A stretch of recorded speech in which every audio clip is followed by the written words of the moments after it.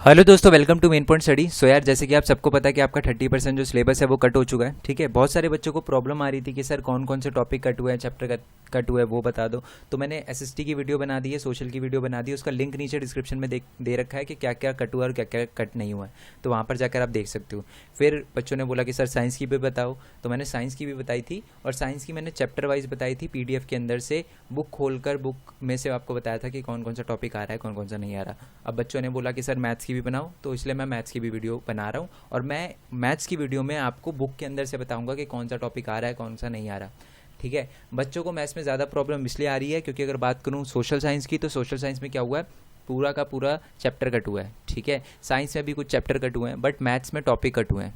ठीक है, कोई भी चैप्टर ऐसा नहीं है जो फुल कट हुआ है, तो बच्चों को यहीं पर बहुत ज़्यादा प्रॉब्लम आ रही है। ठीक है, तो मैं आपको बुक के अंदर से बताऊंगा। ये वीडियो थोड़ी लेंथी हो सकती है, ठीक है, क्योंकि मैथ्स का मैं समझा रहा हूँ, तो आपको बिल्कुल एक्सरसाइज हिसाब से और सारी की सारी चीज़ों के हिसाब से बताऊँगा।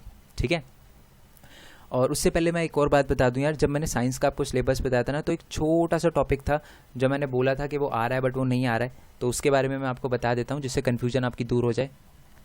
अगर आप साइंस का चैप्टर नंबर 3 खोलोगे, मेटल एंड नॉन मेटल, तो उसमें मैंने आपको बताया था कि दो टॉपिक, एक तो कोरोजन वाला और एक प्रिवेंशन ऑफ कोरोजन, ये दोनों के दोनों कटूंगा। इसके साथ एक टॉपिक और लिखा था, बेसिक मेटलर्जिकल प्रोसेस। अब पहले बहुत सारे बच्चों ने मेरे को, वैसे तो मैंने उस वीडियो के कमेंट बॉक्स में बता दिया था कि ये वाला टॉपिक भी कट हुआ है, बट बच्चों ने पूछा कि सर ये इस टॉपिक का नाम तो बुक के अंदर है ही नहीं, ये क्या होता है। तो मैं पहले आपको बता दूं जिससे आपको समझने में ईजी रहे और आपको पता चल सके कि कौन सा टॉपिक है जो कट हुआ है। मेटलर्जिकल प्रोसेस का मतलब होता है एक्सट्रैक्शन ऑफ, जो मेटल आप करते हो, यानी ज़मीन के अंदर से जो मेटल वगैरह निकालते हो या किसी भी चीज़ के अंदर से मेटल निकालते हो, तो उसको एक्सट्रैक्शन ऑफ मेटल कहते हैं। ठीक है जी, तो ये जो एक्सट्रैक्शन ऑफ मेटल है, पेज नंबर 49 पे, ये वाला टॉपिक आपके एग्जाम में आपको देखने के लिए नहीं मिलेगा। बेसिक जो मेथड है मेटलर्जिकल प्रोसेस का, वो आपको देखने के लिए नहीं मिलेगा, ये इक्वेशन वगैरह नहीं आएगी। बट एक इलेक्ट्रोलाइटिक रिफाइनिंग है, रिफाइनिंग वाला टॉपिक आपको देखने के लिए मिल सकता है एग्जाम में, इंपॉर्टेंट है क्योंकि उसमें बेसिक बोला है, तो बेसिक ऊपर वाले टॉपिक थे, बट जो रिफाइनिंग है वो थोड़ा सा एक्स्ट्रा है, तो ये वाला ज़रूर पढ़ के जाना, ये इंपॉर्टेंट है, एग्जाम में आ सकता है। ठीक है, तो अगर कोई भी दिक्कत हो ऐसे इसी टॉपिक से या किसी भी टॉपिक से रिलेटेड, जैसे बच्चों ने मेरे से पूछ लिया कि सर ये मेटलर्जिकल प्रोसेस क्या होता है, मैंने बता दिया, तो ऐसे आपको अगर किसी भी टॉपिक में दिक्कत आए तो मेरे से कमेंट बॉक्स में पूछ लेना कि सर ये टॉपिक क्या है, ये टॉपिक क्या है। ठीक है, अब स्टार्ट करते हैं मैथ्स की। तो अगर मैथ्स का जो पहला चैप्टर है उसका नाम है रियल नंबर्स। ठीक है, और रियल नंबर्स में से एक जो थ्योरम है वो कट हुई है। ठीक है, और उस थ्योरम के बेसिस पे जितने क्वेश्चन है वो सारे के सारे कट हुए हैं, डिवीजन लेमा या डिवीजन एल्गोरिथम। ठीक है, सो अगर मैं बात करूँ 1.1 की, एक्सरसाइज 1.1 की, तो एक्सरसाइज 1.1 में जितने भी क्वेश्चंस हैं, जितने भी क्वेश्चन हैं वो सारे के सारे डिवीजन लेमा के ऊपर ही बेस है। ये सारे के सारे क्वेश्चन डिवीजन लेमा से ही होंगे, तो ये सारे के सारे क्वेश्चन आप छोड़ सकते हो। बट क्योंकि ये जो सिलेबस के बारे में बहुत बाद में बताया सीबीएसई ने, तो आई होप कि आपने 1.1 कर ली हो, और कर लिया तो कोई दिक्कत नहीं है दोस्त। मैं आपको बता दूं, सीबीएसई ने जो सिलेबस काटा है, ऐसा नहीं है कि अगर यहाँ से काट दिया तो आपको 11th में टॉपिक देखने के लिए नहीं मिलेंगे। 11th में बहुत सारे ऐसे टॉपिक है जो सीबीएसई ने 10th में कटवा दिया, बट आपको 11th में देखने के लिए मिलेंगे, क्योंकि ये सिर्फ एक ही साल के लिए हो रहा है, तो आपको बड़ी दिक्कत आ सकती है। तो अगर आपने कोई टॉपिक कर लिया तो कोई दिक्कत नहीं है, बल्कि मैं तो कहूँगा एक बार रिवाइज भी कर लेना। ठीक है, तो ये 1.1, बट आपको 1.1 में से कोई भी क्वेश्चन आपको एग्जाम में देखने के लिए नहीं मिलेगा, बट जो सेकंड है उसके आगे फंडामेंटल थ्योरम, ये आपको देखने के लिए मिल सकती है एग्जाम में, यानी 1.2 वाले क्वेश्चन आपको देखने के लिए मिल सकते हैं एग्जाम में।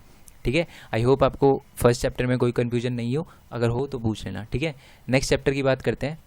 चैप्टर नंबर जो 2 है आपका, वो है पॉलिनोमियल। और अगर आप डिलेटेड पीडीएफ उठाओगे ना, मतलब जो डिलेटेड पोर्शन वाली पीडीएफ उठाओगे, तो उसमें लिखा होगा कि चैप्टर 2 में से statement and the simple problem on the division algorithm for the polynomial with the real coefficient, ये टॉपिक कट हुआ है। अब ये टॉपिक है क्या, अब हम ढूंढेंगे तो हमको मिल नहीं रहा। अब मैं आपको बताता हूँ ये है क्या। अगर आप पेज नंबर 37 पे आओगे, मैं आपको दिखा देता हूँ,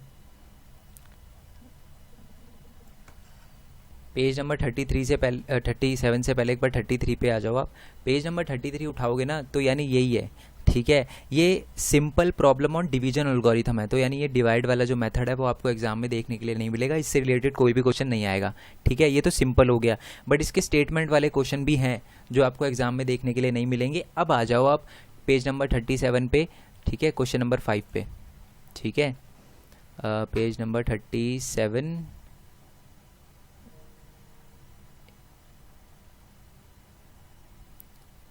ये रहा जी पेज नंबर 37 क्वेश्चन नंबर 5 अगर देखोगे तो ये आपको साफ पता चल रहा है, क्योंकि डिवाइड भी लिखा है और साथ में रिमाइंडर भी लिखा है। ऑब्वियस सी बात है, जब आप डिवाइड करते हो तभी आपको रिमाइंडर मिलता है।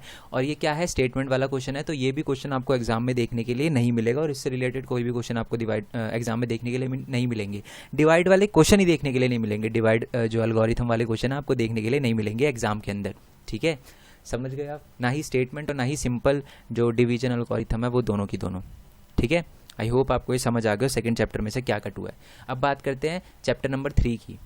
चैप्टर नंबर 3 का नाम है pair of the linear equation in 2 variable. अच्छा, एक और बात मैं आपको बता दूं, अगर आपको अभी सिलेबस समझने में दिक्कत हो रही है ना, आपको लग रहा है ये क्या है क्या नहीं है, समझ नहीं आया सर, तो मैं आपको एक बात बता दूं, ये आपको प्रॉब्लम इसलिए आ रही है क्योंकि अभी तक आपने चैप्टर शुरू नहीं किया है। मतलब अगर चैप्टर शुरू कर दिया होगा तो आपको इतनी प्रॉब्लम नहीं आएगी, ठीक है, बट अगर आपने चैप्टर शुरू नहीं किया तो आपको थोड़ी सी प्रॉब्लम होगी।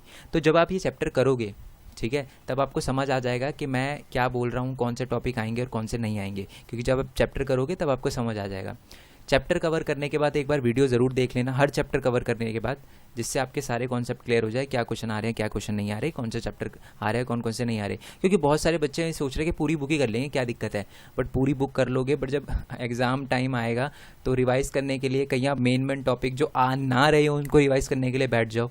इसलिए ये वीडियो देखना इंपॉर्टेंट है। ठीक है, किस किस टॉपिक की आपको प्रैक्टिस बहुत अच्छे से करनी है और किन किन की नहीं करनी, ये तो कम से कम पता होना चाहिए अगर आप पूरी बुक भी कर रहे हो तो।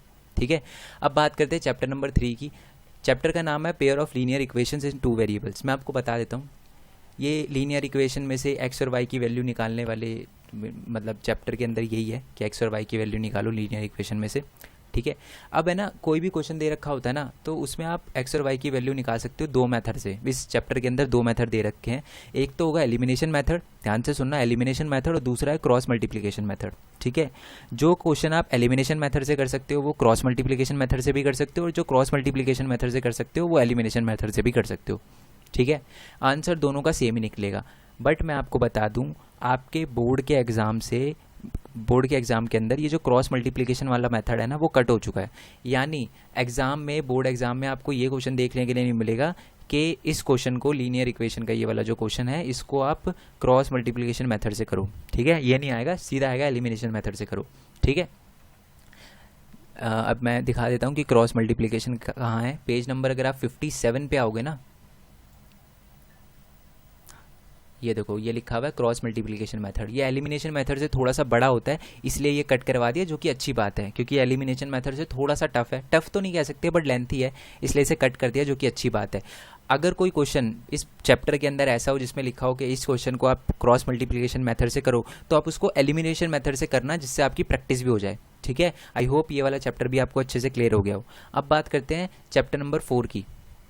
तो चैप्टर नंबर 4 का नाम है क्वाड्रेटिक इक्वेशन। तो इस चैप्टर की अगर मतलब देखोगे कि रिलेटेड पोर्शन को क्या है पीडीएफ के अंदर, तो उसमें लिखा है situational problem based on the quadratic equation related to the day to day activity to be incorporated. ठीक है, इसका मतलब क्या है मैं आपको बता दूं, जो क्वेश्चन होते हैं ना, जो क्या कहते हैं डे टू डे लाइफ, यानी क्वाड्रेटिक इक्वेशन बनाने के लिए जो क्वेश्चन आते हैं जिसमें स्टेटमेंट दे रखी होती है, एप्लीकेशन बेस्ड जो क्वेश्चन होते हैं वो कट हो चुके हैं। ठीक है, क्वाड्रेटिक इक्वेशन को सॉल्व करने के लिए आपको क्वेश्चन आ सकता है सम और मल्टीप्लिकेशन से रिलेटेड, बट जो आपके एप्लीकेशन बेस वाले क्वेश्चन है वो नहीं आएंगे। अब मैं आपको दिखा देता हूँ कि किस क्वेश्चन की बात कर रहा हूँ जो नहीं आएंगे। 4.2 का जो लास्ट क्वेश्चन है,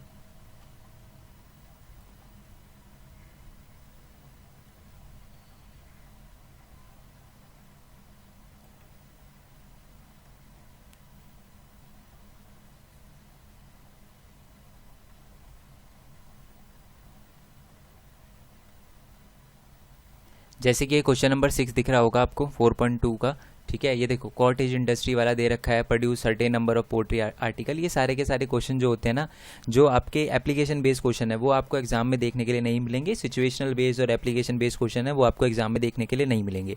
बट मैं आपको ये एक और बात बता दूं कि इस चैप्टर के अंदर से सबसे इंपॉर्टेंट है कि जो सम और मल्टीप्लीकेशन निकालने वाले क्वेश्चन होते हैं ना, एक्स और वाई की वैल्यू निकालने के लिए या एल्फा और बीटा की वैल्यू निकालने के लिए जो आते हैं इसमें सम और प्रोडक्ट वाले, ये बहुत इंपॉर्टेंट क्वेश्चन है। यानी जो क्वेश्चन नंबर 3 है वो मोस्ट इंपॉर्टेंट क्वेश्चन है, ऐसे क्वेश्चन आपको एग्जाम में देखने के लिए मिलेंगे। बट ये जो एप्लीकेशन बेसिस है, ये वाले क्वेश्चन आपको एग्जाम में देखने के लिए नहीं मिलेंगे, जो चैप्टर नंबर 4 में क्वाड्रेटिक इक्वेशन। आई होप आपको चैप्टर नंबर 4 का भी समझ आ गया। अगर कोई भी दिक्कत हो किसी भी चैप्टर से रिलेटेड तो कमेंट बॉक्स में कमेंट कर देना, ठीक है जी। अब बात करते हैं चैप्टर नंबर 5 की, अर्थमेटिक प्रोग्रेशन। तो अगर आपने ये चैप्टर थोड़ा बहुत पता होगा ना तो आपको पता होगा कि अर्थमेटिक प्रोग्रेशन क्या होता है। तो मैं आपको बता दूं, अर्थमेटिक प्रोग्रेशन के जो डिलेटेड पोर्शन वाला पार्ट है वो ये है कि application in solving daily life problem based on the sum to the n term, यानी जो सम निकालने के लिए आता है। जैसे कि मैं एग्जांपल देता हूँ, एग्जाम में अगर ऐसा क्वेश्चन आपको देखने के लिए नहीं मिलेगा, कैसा क्वेश्चन देखने के लिए नहीं मिलेगा वो मैं आपको एग्जांपल देता हूँ। जैसे भरत एक दिन में 200 रुपीज़ कमाता है, अर्न करता है, तो एक साल के अंदर वो टोटल कितना अर्न कर लेगा, ठीक है। तो ये क्वेश्चन, ऐसे क्वेश्चन एप्लीकेशन बेस वाले क्वेश्चन जिसमें सम पूछा गया हो वो आपको एग्जाम में देखने के लिए नहीं मिलेंगे। जब आप ये चैप्टर करोगे ना तब आपको पता चल जाएगा कि सम क्या होता है और एप्लीकेशन बेस वाले क्वेश्चन क्या होते हैं। बट मैं फिर भी आपको एग्जांपल दे देता हूँ कि एप्लीकेशन बेस वाले क्वेश्चन अर्थमेटिक प्रोग्रेशन में कैसे होते हैं। जैसे ये वाले क्वेश्चन, ठीक है, इसमें सम पूछा गया, आप इसे रीड करोगे तो आपको पता चल जाएगा कि इसमें सम पूछा गया है। तो ये वाले क्वेश्चन आपको एग्जाम में देखने के लिए नहीं मिलेंगे, ठीक है। बट आपसे ए एन यानी लास्ट टर्म पूछ सकता है, ठीक है, बट सम नहीं पूछेगा आपसे, nth टर्म की सम नहीं पूछेगा। एप्लीकेशन बेस वाले क्वेश्चन सम के लिए तो नहीं आएंगे, ठीक है। ए एन आ सकता है, यानी जो लास्ट नंबर है वो आपसे पूछा जा सकता है एप्लीकेशन बेस में। दोबारा से बता देता हूँ, इस चैप्टर के अंदर से अर्थमेटिक प्रोग्रेशन के अंदर से जो सम वाले क्वेश्चन है ना, सम वाला एक एस एन का अलग फॉर्मूला होता है, सम वाले जो क्वेश्चन है एप्लीकेशन बेस में नहीं आएंगे, नॉर्मल आ सकते हैं, एप्लीकेशन बेस में नहीं आएंगे, ठीक है। आई होप क्लियर हो गया हो। इसका मतलब ये नहीं है कि इस चैप्टर के अंदर से कोई भी एप्लीकेशन बेस वाला क्वेश्चन नहीं आएगा, सिर्फ और सिर्फ एस एन वाला यानी जो सम वाला क्वेश्चन है एप्लीकेशन बेस का वो नहीं आएगा, ए एन का पूछा जा सकता है, ठीक है। लास्ट टर्म के लिए एप्लीकेशन बेस वाला क्वेश्चन पूछा जा सकता है। आई होप ये क्लियर हो गया हो। बात करते हैं नेक्स्ट चैप्टर की, चैप्टर नंबर 6 की। चैप्टर नंबर 6 जो है उसका नाम ट्रायंगल है, ठीक है। मैंने डायरेक्टली बीच के पेज खोल लिए क्योंकि फिर ढूंढने में बड़ी दिक्कत होती है। तो देखो यार, इस चैप्टर के अंदर से ये बहुत सबसे सिंपल जो है वो इसी चैप्टर के अंदर बता रखा है सिलेबस, ठीक है। मैं आपको बताता हूँ क्या है इस चैप्टर के अंदर से। टोटल मिला के इस चैप्टर में 9 थ्योरम है, ठीक है। और ज़्यादातर एग्जाम में, ज़्यादातर क्या मोस्टली 3 चैप्टर मिला के यानी ये सर्कल और ज्योमेट्रिक मिला के टोटल 15 नंबर का आएगा आपके एग्जाम में, ठीक है। और अगर हम एवरेज निकाले तो इस वाले चैप्टर में से 5 नंबर का क्वेश्चन आता है। तो ज़्यादातर इसमें थ्योरम प्रूव करने के लिए ही आती है, ठीक है। और मैं आपको बता दूं इस चैप्टर के अंदर 7 थ्योरम है, जिसमें से 2 थ्योरम, एक तो ये थ्योरम 6.9 जो है, in a triangle if a square of a one side is equal to the sum of square of the other sides then the angle opposite to the first side is a right angle। तो ये वाली जो theorem है ये cut हो चुकी है, ये आपको प्रूव करने के लिए नहीं आएगी और इससे रिलेटेड क्वेश्चन भी आपको एग्जाम में देखने के लिए नहीं मिलेंगे। और दूसरी जो थ्योरम है वो है 6.6 जो 141 पेज नंबर पे दे रखी है, ठीक है।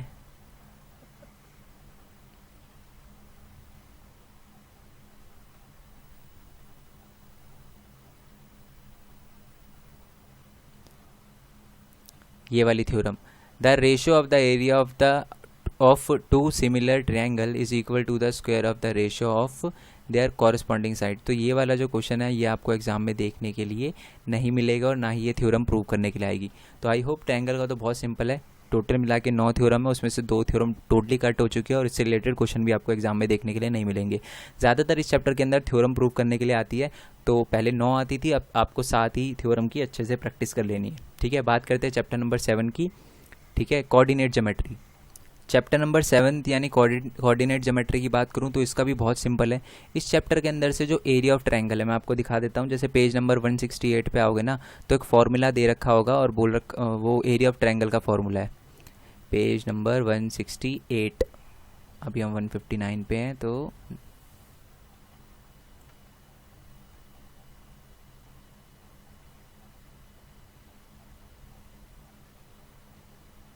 हाँ जी, ये देखो एरिया ऑफ ट्रायंगल लिखा है। ये तो नॉर्मल फार्मूला है, half into base into height, तो आप पढ़ते ही आ रहे हो। बट मैं इस फार्मूले की बात नहीं कर रहा, मैं कोऑर्डिनेट ज्योमेट्री में इस क्वेश्चन की बात कर रहा हूँ, इस फार्मूले की बात कर रहा हूँ। तो ये आपको कभी भी इस सेशन में तो आपको एरिया निकालने के लिए नहीं बोलेगा, ठीक है, समझ आ गया आपको। तो ये जो फॉर्मूला है ये आपको लर्न करने की ज़रूरत नहीं है, ना ही इससे रिलेटेड क्वेश्चन आएंगे आपको, ठीक है। और ये y2 बहुत सारे ना पॉइंट दे रखे होते हैं, ठीक है। 2 जैसे ग्राफ में नहीं बनाते, x की वैल्यू 2,6 है ना, और y की वैल्यू 6 हो गई, तो ऐसे में आपको एरिया नहीं पूछेगा। जैसे कि छोटा सा एग्जांपल दे देता हूँ मैं, स्क्वायर का पूछ सकता है आपसे, एरिया इसका नहीं पूछेगा। जैसे कि ये है, ठीक है, ये देखिए जैसे क्यू में जो एक्स है वो 3 है, वाई जो है वो 3 है, तो यानी 3,3। तो ये एक्स की जो क्यू की वैल्यू होगी 3,3, ऐसे आर की वैसे पी की। तो इन तीनों के जो पॉइंट्स हैं उससे एरिया निकाला जाता है, ठीक है। तो ये वाले क्वेश्चन आपको एग्जाम में देखने के लिए नहीं मिलेंगे जिसमें पॉइंट से एरिया निकालना हो ट्रायंगल का, ठीक है। आई होप ये भी आपको क्लियर हो गया हो। चैप्टर नंबर 8 की बात करते हैं। Chapter number 8 introduction to trigonometry. तो इसमें एक पेज नंबर 183 पे जब आप आओगे,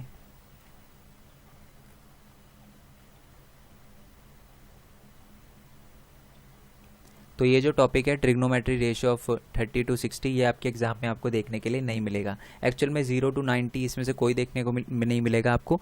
जब आप डिलेटेड पीडीएफ उठाओगे, डिलेटेड पोर्शन वाली पीडीएफ उठाओगे, तो उसमें लिखा होगा कि trigonometry ratio of 0 and 90 degree. तो इनके बीच वाले जो हैं वो आपको एग्जाम में देखने के लिए नहीं मिलेंगे, ठीक है।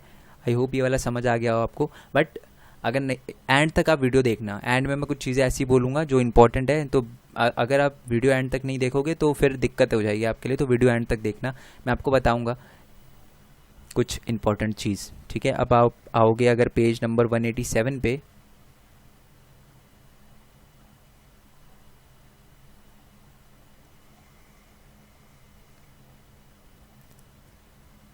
ये वाला जो टॉपिक है that is trigonometry ratio of the complementary angle, ये भी आपको एग्जाम में देखने के लिए नहीं मिलेगा, ठीक है। ये वाला भी टॉपिक आपको एग्जाम में देखने के लिए नहीं मिलेगा। बात करते हैं चैप्टर नंबर 9 की। इस चैप्टर का नाम है some application of trigonometry, but जब आप इसको डिलेटेड पोर्शन वाली पीडीएफ में देखोगे ना तो हाइट और डिस्टेंस लिखा होगा, तो कंफ्यूज होने की ज़रूरत नहीं है क्योंकि ट्रिग्नोमेट्री से हाइट और डिस्टेंस भी निकाला जाता है। तो ये पूरा का पूरा चैप्टर आ रहा है, इसमें से एक भी टॉपिक आपका कट नहीं हुआ, इंपॉर्टेंट है और ईजी भी है, इतना ज़्यादा टफ चैप्टर है नहीं। उसके बाद चैप्टर नंबर 10 की बात करते हैं हम। चैप्टर नंबर 10 है, उसका नाम है सर्कल, ठीक है। ये भी पूरा का पूरा चैप्टर आ रहा है, इसके अंदर से एक भी टॉपिक कट नहीं हुआ है, ठीक है। बहुत अच्छे से प्रिपेयर करना है ये चैप्टर आपको।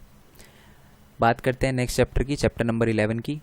चैप्टर नंबर 11 का नाम है कंस्ट्रक्शन। तो कंस्ट्रक्शन में जो 11.2 जो कंस्ट्रक्शन है, मैं पहले उस पर लेकर जाता हूँ फिर आपको समझ आएगा, ठीक है। पेज नंबर 217, हाँ जी।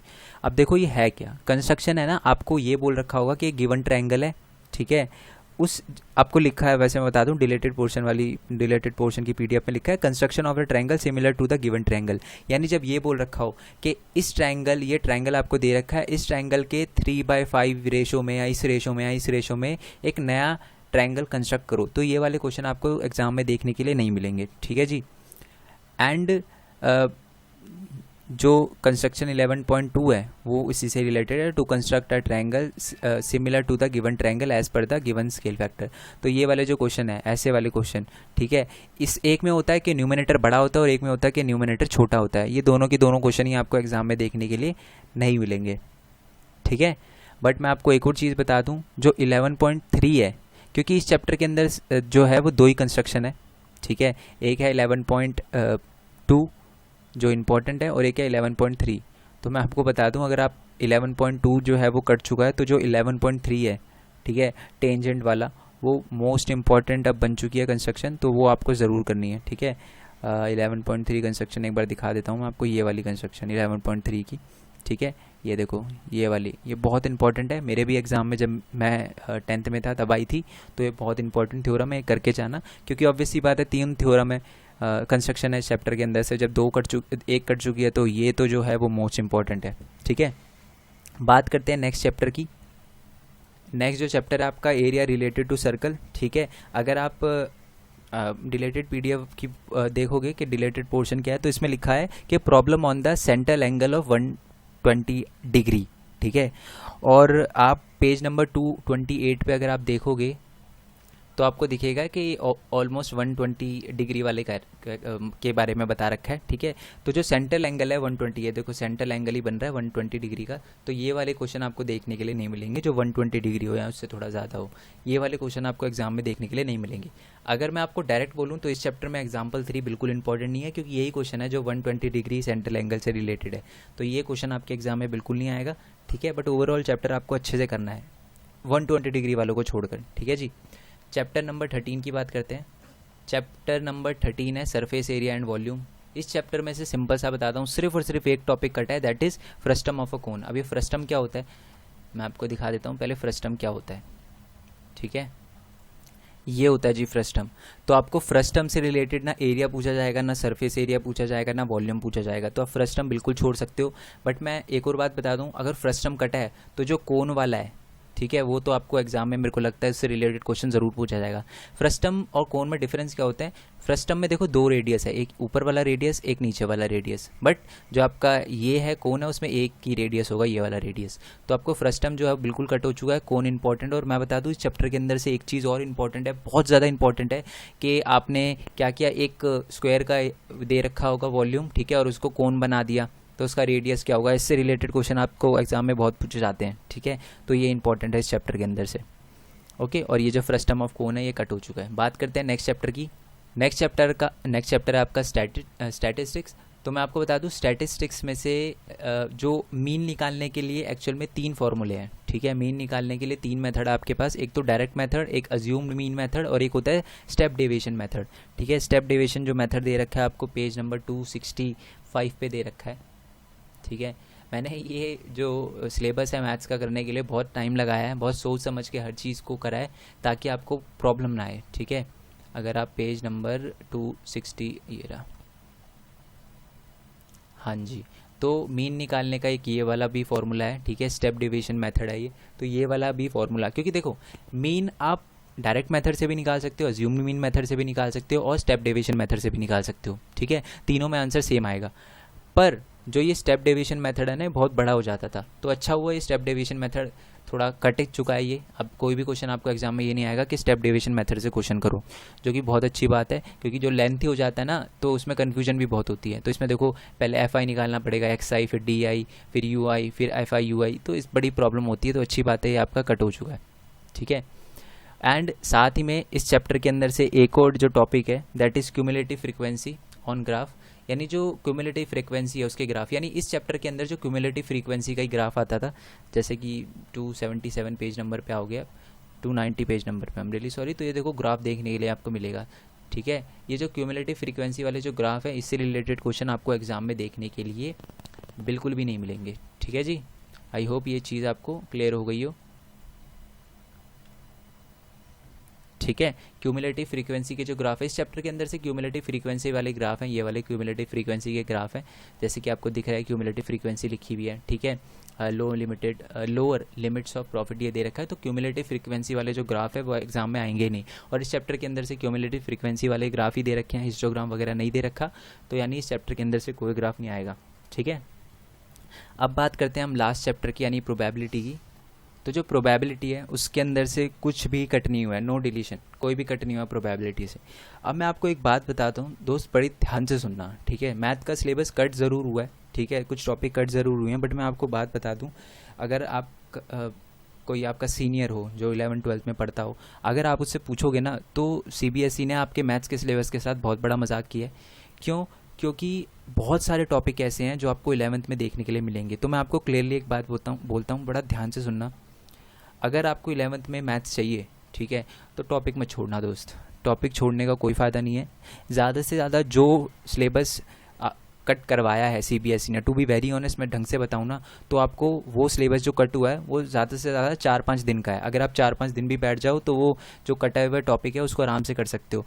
तो मैं, अगर आपका प्लान है कि आप 11th में कॉमर्स विद मैथ्स लेना चाहते हो या साइंस लेना चाहते हो, ठीक है, आप बेशक अपने सीनियर से भी बात कर सकते हो, वो भी आपको बिल्कुल फ्रैंकली बोलेंगे, क्योंकि बहुत सारे टॉपिक ऐसे हैं, ठीक है, जो आपको 11-12 में देखने के लिए मिलेंगे। ट्रिग्नोमेट्री के अंदर से, खासकर ट्रिग्नोमेट्री के अंदर से जो टॉपिक छुड़वाए हैं, ठीक है, वो आपको 12th में और 11th में देखने के लिए मिलेंगे। तो आप छोड़ो मत, बेसिक कॉन्सेप्ट को जानना बहुत ज़रूरी है। बेशक उसको क्वेश्चन के लिए मत करो कि एग्जाम में आएगा इसके लिए मत करो, बट प्रैक्टिस उसकी ज़रूर करो, ठीक है, जिससे आपको पता चल जाएगा किस टाइप के क्वेश्चन आएंगे, किस टाइप के नहीं आएंगे। क्योंकि 11th में अगर आपको मैथ्स पढ़नी है तो उसके लिए बहुत ज़्यादा इंपॉर्टेंट है, ठीक है।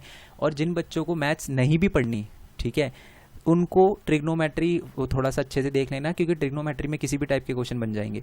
जैसे ट्रायंगल है, उसमें साफ पता चल रहा है कि 2 थ्योरम नहीं आएगी, तो उसको डायरेक्ट छोड़ दो, कोई दिक्कत नहीं उस 2 थ्योरम को, ठीक है। बट कुछ चैप्टर में, जैसे कि बहुत सारे बच्चों को अभी ट्रिग्नोमेट्री में कन्फ्यूजन है, ठीक है, प्रूव करने के लिए नहीं आएगा। जैसे 90 - थीटा होता है, वो आपको प्रूव करने के लिए नहीं आएगा, बट वो चीज़ आपको पता होनी चाहिए, ठीक है। एग्जाम में बिना इस चीज़ के आप क्वेश्चन ही नहीं कर पाओगे कोई भी ट्रिग्नोमेट्री का, तो इस चीज़ के बारे में जानना इंपॉर्टेंट है, ठीक है। जो आपका सिलेबस कट हुआ है, अच्छी बात है कट हुआ है, ठीक है, बट ये उन बच्चों के लिए भी प्रॉब्लम देगा जो आगे 11th-12th में मैथ लेना चाहते हैं, और उन बच्चों के लिए भी जो नहीं लेना चाहते, क्योंकि जो नहीं लेना चाहते अगर वो टॉपिक छोड़ देंगे, ठीक है, तो कन्फ्यूजन ये भी रहेगी कि कौन से टॉपिक छोड़ने। देखो कुछ कुछ चैप्टर है जिसमें डायरेक्ट पता चल रहा है, चैप्टर नंबर 1, 2 में, 3 में, 4 में, 5 में आपको पता चल रहा है कि कौन सा टॉपिक छोड़ना है, कौन सा नहीं छोड़ना, बट ट्रिग्नोमेट्री में थोड़ी कन्फ्यूजन है, ठीक है, क्योंकि अगर आपने वो टॉपिक छोड़ दिया तो आप आगे क्वेश्चन नहीं कर पाओगे, ठीक है। इवन अगर आप जब उसके अगले वाले सम एप्लीकेशन ऑफ मतलब हाइट और डिस्टेंस वाले पे आओगे, नेक्स्ट जो चैप्टर है ट्रिग्नोमेट्री एप्लीकेशन का, तो उसमें बहुत प्रॉब्लम आएगी। तो मेरी आपसे यही रिक्वेस्ट है, अगर आप 11th-12th में मैथ्स लेना चाहते हो, अगर कॉमर्स या कॉमर्स विद मैथ या साइंस लेना चाहते हो तो आप मैथ ज़रूर करो, ठीक है। आप किसी से भी राय लोगे ना जो 11th-12th में पढ़ता है, वो आपको बोलेगा कि यार जो टॉपिक छुड़वाए हैं वो तो मेन भी है बहुत सारे इसमें से, ठीक है। मैं स्टैट्स की बात नहीं कर रहा, स्टैट्स में स्टेप डेविएशन मेथड के अलावा आप कोई भी यूज़ कर सकते हो, कोई दिक्कत नहीं है, बट जो इंपॉर्टेंट है, जैसे कि अगर मैं बात करूँ फ्रस्टम वाला, फ्रस्टम ऑफ अ कोन, ये भी 11th में पूछा जाता है, ठीक है। और साइंस की भी बात करूँ, जो मेटलर्जिकल जो प्रोसेस है वो भी बेशक अभी कट हो गया, बट 11th-12th में आपको देखने के लिए मिलेगा। तो बेसिक नॉलेज आप ज़रूर ग्रैब करो, क्योंकि देखो मैं आपको बता दूं, बहुत सारे बच्चे मेरे से ये भी पूछते थे कि सर सिलेबस क्या टफ आएगा, ईजी आएगा, तो वो मैं आपको बताऊंगा किसी नेक्स्ट वीडियो में, मैं आपको बताऊंगा कि जो आपका एग्ज़ाम होगा वो टफ आएगा या ईजी आएगा, बट मैं अभी के लिए आपको बता देता हूँ।